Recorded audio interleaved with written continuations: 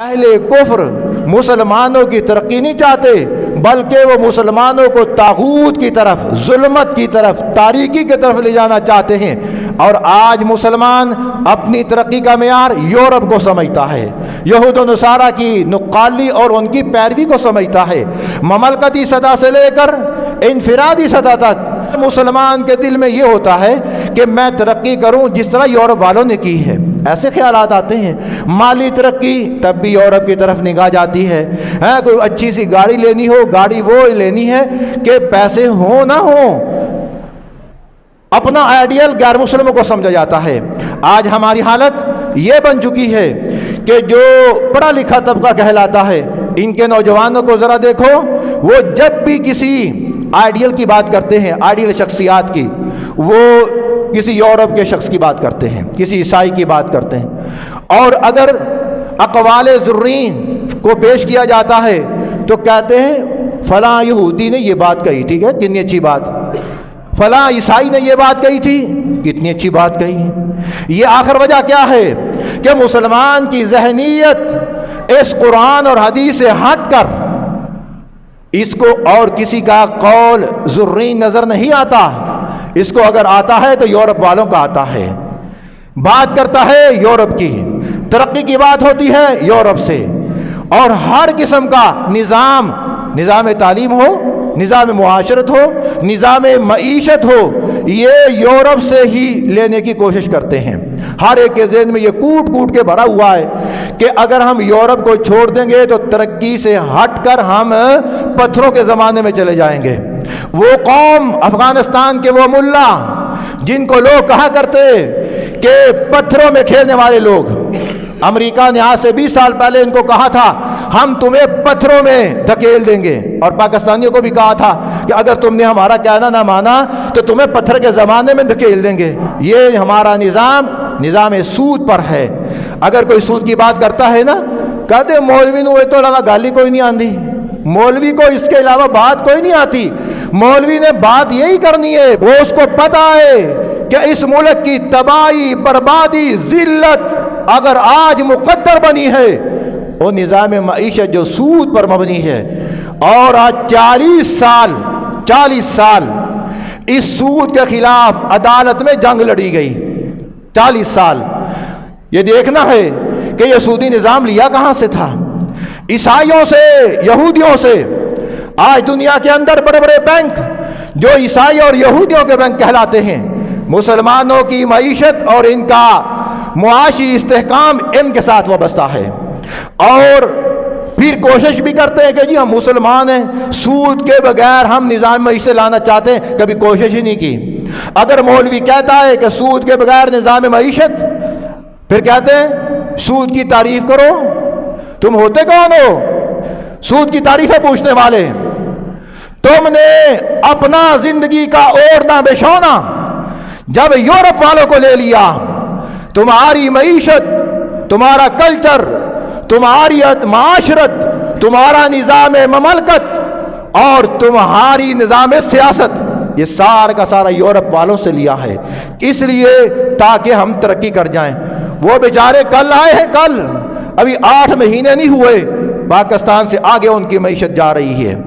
ان کا ایک رسالہ نکلتا ہے ماہنامہ شریعت، مہینے کے بعد ساری کی ساری اس میں وہ ڈیٹیل لکھتے ہیں، ناٹ پہ یہ ریسرچ کرو، سارا کچھ پتہ چل جائے گا۔ وہ غریب ملا جنہیں کہتے ہیں کہ ملاؤں کو نظام چلانا نہیں آتا، اس نے 8 مہینے میں اپنی قوم کو نظام معیشت دے کے دے دیا، اور بغیر سود کے۔ اور یہاں یورپ والوں کی نقالی کی گئی، 74 سال سودی نظام مملکت اور سودی نظام معیشت، اور اللہ کے رسول کے خلاف اعلان جنگ کیا گیا۔ اور یاد رکھو، اللہ اور اللہ کے رسول کے خلاف جب کوئی اعلان جنگ کرتا ہے تو وہ کبھی جیتتا نہیں۔ جیت لیا 74 برس تم نے اپنے بینکوں کو سودی نظام پہ رکھا، اور قوم کو تباہ و برباد کرنے کے بعد پھر بھی انگلی اٹھتی ہے ملا کی طرف۔ اس ملا کی طرف انگلیاں نہ اٹھایا کرو میرے پیارو، اس ملا کی کڑی بڑی دور تک جا پہنچتی ہے۔ یہ انبیاء کا وارث ہے، अल उलमा वरसतुल अंबिया, उलमा अंबिया के वारिस।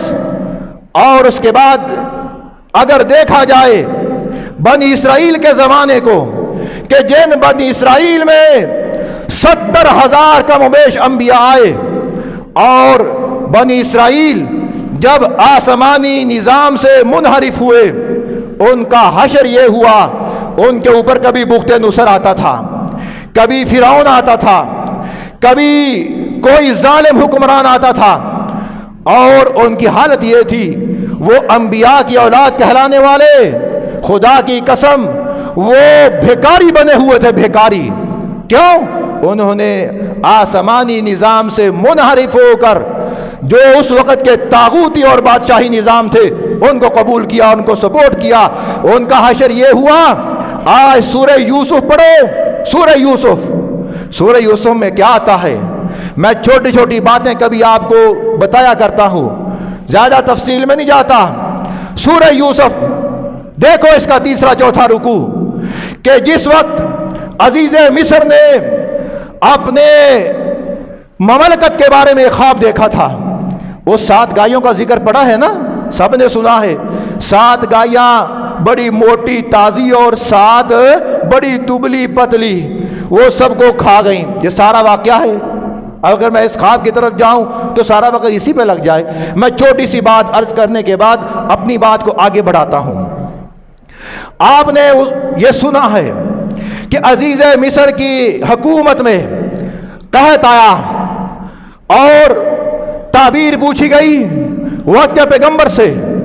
वक्त के पैगंबर ने तदबीर भी बताई, ताबीर भी बतलाई कि कहत से अगर कौमों को, ममलकतों को, रियासतों को बचाना चाहते हो, उसका तरीकाकार क्या है। और बताया, अल्लाह के पैगंबर ने क्या बताया, सारी तदबीरें बताई, ख्वाब की ताबीर पहले बताई कि तेरे मुल्क पर आफत आने वाली है। कहत साली का दौर आएगा और 7 बरस तक तेरे मुल्क के अंदर कहत रहेगा। और उस कहत से निमटने की तदबीर जो यूसुफ अलैहिस्सलाम ने बतलाई, साथ साथ ये भी बता दिया, क़ाल जअलनी अला खज़ाइनिल अर्ज़, मुझे वज़ारत खजाना का मनसब दो। ये कुरान कहता है। अजीज़ मिस्र जो भी था गैर मजहब था, अभी वो ईमान नहीं लाया था, लेकिन गैर मुस्लिम हुकूमत के अंदर एक वक्त का पैगंबर उस हुकूमत की, उस कौम की माशी हालत को दुरुस्त करने के लिए अल्लाह की वही की रोशनी में ताबीर भी बतला रहा है और तदबीर भी बतला रहा है। और क्या कह रहा है, क़ाल जअलनी अला खज़ाइनिल अर्ज़, मुझे अपनी ममलकत का, वज़ारत खजाना का मुझे वजीर बनाओ। आज अगर कोई मौलवी कहता है कि ये वजारत हमें दे दो, ज़रा हम सेट वेट करेंगे, मौलवी वजारत भूखे। मौलवियों पर भक्ति कसो, जो इन बेचारों को कहना है कह लो, जो तुम्हारे मुकद्दर में है वो कहेंगे लोग। सारे ऐसे नहीं, बड़े अच्छे लोग हैं जो उलमा को सपोर्ट भी करते हैं, उलमा की इज्जत वक़ार, उनकी अजमत, उनके इल्म का वो तस्लीम करते हैं इस बात को। लेकिन बहुत बड़ी तादाद ऐसी भी है जो हर वक्त सारा अपनी तबाही और बर्बादी का मलबा उलमा पर। मैं कहा करता हूँ कि उलमा के दौर को तो मैं देखा ही नहीं। और तारीख़ इस्लाम उठाओ, जब उलमा का दौर हुआ करता था कि वो वक्त का पैगंबर जब देख रहा है कि मेरे अंदर ये सलाहियत मौजूद है, इस निज़ाम को, इस ममलकत को, इसकी मुआशी हालत को मैं बेहतर इस तरह कर सकता हूँ, तो उस बादशाह से कह दिया, अजअलनी अला खज़ाइनिल अर्ज़, वज़ारत खजाना का मनसब मुझे दे दो। और जब वज़म दे दिया गया, और उसका नतीजा क्या निकला, वो कहत जो था उस पर भी काबू पाया, महंगाई पर भी काबू पाया, कहत साली पर भी काबू पाया। और वो कौम जो कहत सकाली का शिकार थी, जो इंतहाई दलदल में फंसी हुई थी, इस तरह यूसुफ अलैहिस्सलाम ने वज़ारत खजाना का मनसब संभाला और कौम को ऐसे उठाया, और वही मुल्क मिस्र कैसे तरक्की से हमकनार हुआ। अगर आज अंबिया का वारिस आलिम ये बात कहता है कि ये काम मैं कर सकता हूँ, कहते जी मौलवियों की पता हुकूमत का, तुम्हें पता है 74 साल से हमारी कौम का बेड़ा गर्क कर रखा है। ताजर जो बेचारा किसी दौर में हजारों नहीं लाखों करोड़ों ज़कात निकाला करता था, آج وہ بیچارہ زکوٰۃ نکالنے کے لیے 100 مرتبہ سوچتا ہے کہ میں زکوٰۃ کٹاں تو کی کٹاں، میں دوں تو کیا دوں۔ یہ نظام آج جو ہمارے اوپر مسلط کیا گیا، اور رات دن رونا روتے ہم اپنی معاشی ابتری کا، وہ کیوں؟ سود پر مبنی۔ اور آج چند دن پہلے، ابھی یہ رمضان ہی کی بات ہے، آپ کی ایک عدالت نے سود کے خلاف فیصلہ دیا اور لوگوں کو، حکومت کو اس بات کا پابند بنایا ہے کہ وہ اپنا نظام معیشت بغیر سود کے رائج کریں بینکوں کے اندر۔ اب فیصلہ آ گیا، پہلے بھی آیا تھا، یہی میاں صاحب نے ریٹ دائر کر دی سود کے خلاف، سود کے فیصلے کے خلاف، کہ فیصلہ سود کے حق میں ہونا چاہیے، اس کے خلاف نہیں ہونا چاہیے۔ ذرا سود کے خلاف فیصلہ آیا، ریٹ دائر کر دی۔ اب سوچ رہے ہیں کہ اب کس کو آگے لایا جائے۔ اب حبیب بینک کو آگے کیا ہے، حبیب بینک کو، کہ یہ پٹیشن دائر کرائے گا کہ جو سود کے خلاف فیصلہ دیا ہے یہ واپس لیا جائے۔ اگر سود کے بغیر نظام معیشت پاکستان کے اندر چلایا گیا، سارا نظام تباہ و برباد ہو جائے گا۔ سبحان اللہ۔ اب کیا ہے، حبیب بینک کو اللہ اور اللہ کے رسول کے خلاف جنگ کرنے کے لیے اتارا جا رہا ہے۔ فَأَذَنُوا بِحَرْبٍ مِّنَ اللَّهِ وَرَسُولِهِ، سود کا دفاع کرنے والے، سودی نظام کو رائج کرنے والے اور سودی نظام کی حمایت کرنے والے، کہ سود کے خلاف جو فیصلہ آیا اس کے خلاف کیا ہے، حبیب بینک کو آگے قربانی کا بکرا بنایا جائے۔ میں ایک بات آپ سے عرض کر دوں، باقی بات آگے کرتا ہوں۔ حبیب بینک نے اگر یہ قدم اٹھایا تو میں یہ کہتا ہوں کہ نیٹ پر ہر جگہ، تمام جرائد میں، اخبارات میں، ہر جگہ اس بات کی تشہیر کر دی جائے کہ لوگ اپنے اکاؤنٹ حبیب بینکوں سے ختم کر دیں۔ اگر ہمارے مسلمان اس بات کو جان لیں اور اس بات کو پہچان لیں اور اس بینک کے اندر سے اپنا سودی اکاؤنٹ یا جو بھی اکاؤنٹ ہے اس کو ختم کر دیں، ایک دن کے اندر یہ حبیب بینک جھارت دیوالیہ ہو جائے گا۔ اس قومیں اس طرح کی ہوا کرتی ہیں۔ آج کہتے ہیں جی کوئی بات مولوی کر دے، مولوی نو کی پتا، میں کہتا ہوں جتنا مولوی کو پتا کسی اور کو پتہ ہی نہیں۔ یہ سب باتیں لوگوں نے بنائی ہوئی ہیں۔ مولوی کی صلاحیتوں سے حکومت کے کس شعبے میں ملا سے کام لیا گیا؟ کوئی ایک بات مجھے بتلاؤ کہ فلاں شعبہ مولوی کو دیا گیا اور مولوی نے یہ کام کیا۔ ہم ہر وقت یہ باتیں